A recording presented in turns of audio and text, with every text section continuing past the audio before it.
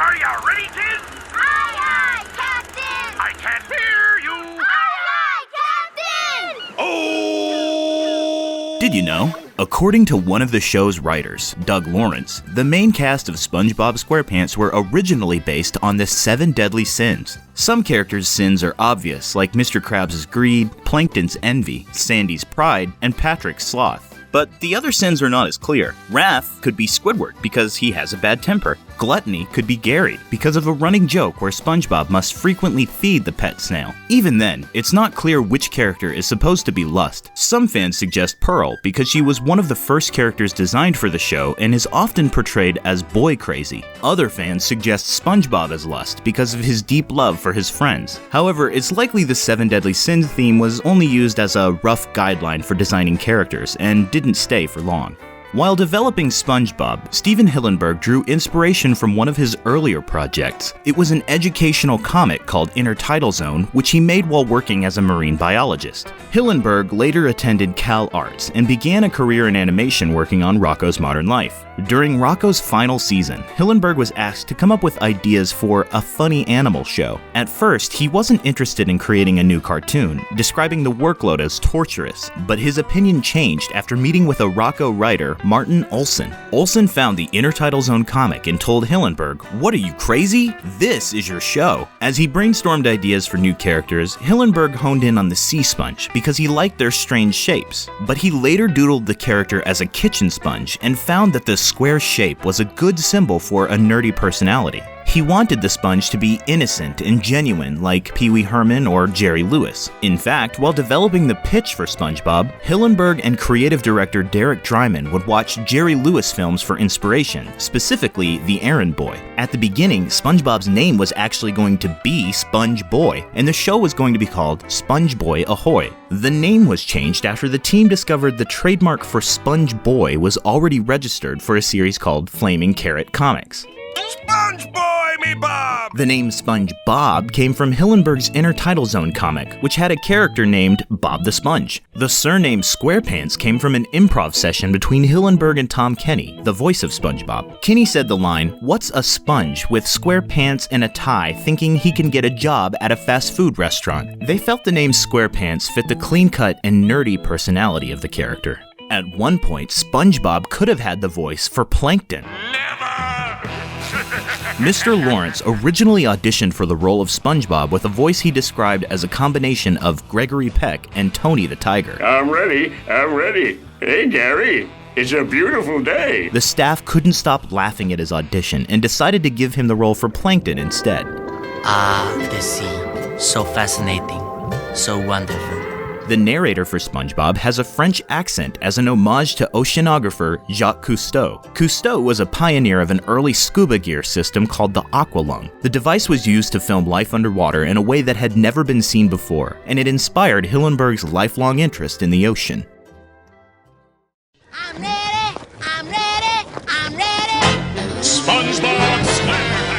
SpongeBob originally had an opening that was completely different than the one known today. This opening sequence was created in 1997 along with the pilot episode Help Wanted. The show wouldn't debut publicly for another 2 years, and by then the opening sequence was replaced. The final opening features the actual lips of Hillenburg superimposed over a pirate named Painty the Pirate. Who lives in a pineapple under the sea?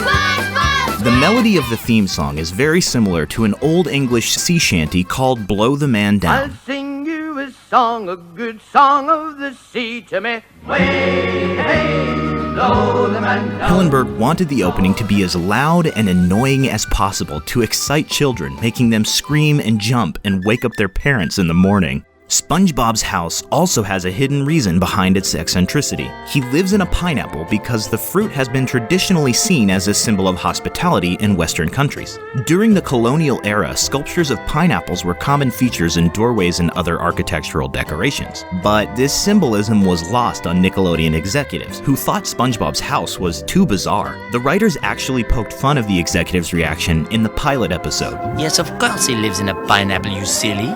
Nickelodeon executives feared that the show wouldn't resonate with children. At one point, they demanded SpongeBob be a child who lives with his parents and goes to school. Hillenburg hated this idea and almost walked away from the project altogether. Ultimately, they reached a compromise where certain episodes would feature SpongeBob's parents, and he would occasionally attend boating school. The pilot episode tested well with children, and it was eventually given a green light. The show continued the storyboard-driven writing process used in Rocco, as well as Ren and Stimpy. This resulted in more visual gags and gave the show a different feel compared to script-based cartoons like The Simpsons, but it would occasionally cause internal conflict. According to animation director Andrew Overtomb, the team's animation directors and storyboarders didn't get along. The storyboarders had a specific vision for the show, and if that vision was changed in the animation process, they weren't pleased. This could go both ways, however. Sometimes storyboard writers would insist on changes after the animators started working, which would deeply annoy the animators. Steven Hillenburg and his staff never imagined SpongeBob would become a global hit. At best, they expected a level of success similar to Rocco's Modern Life or Ren and Stimpy. At the beginning of production, Hillenburg said he'd be happy doing only one season, but he actually stuck with the project for 3 seasons and a movie. According to writer Sam Henderson, Hillenburg planned to end SpongeBob after the 3rd season so they wouldn't, quote, jump the shark.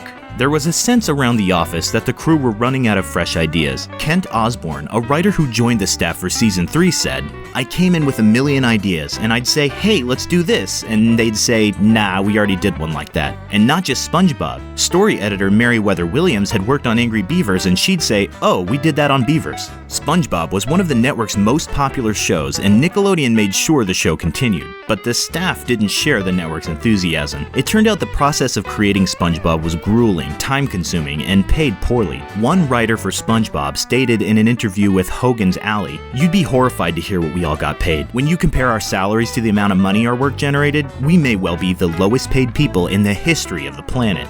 After the first movie, Hillenburg walked away from his position, feeling like he'd accomplished everything he'd set out to do. Many staff members left the series at this point too, either due to creative burnout or the desire to work on something new. The show started a 4th season with a restructured staff, which also resulted in a shift in tone and style for the show. Some fans had a negative reaction to this change, but Steven Hillenburg stated that he was happy the show had new blood working on it. Steve and some members of the early crew returned to work on the second SpongeBob film, Sponge Out of Water, released in 2015.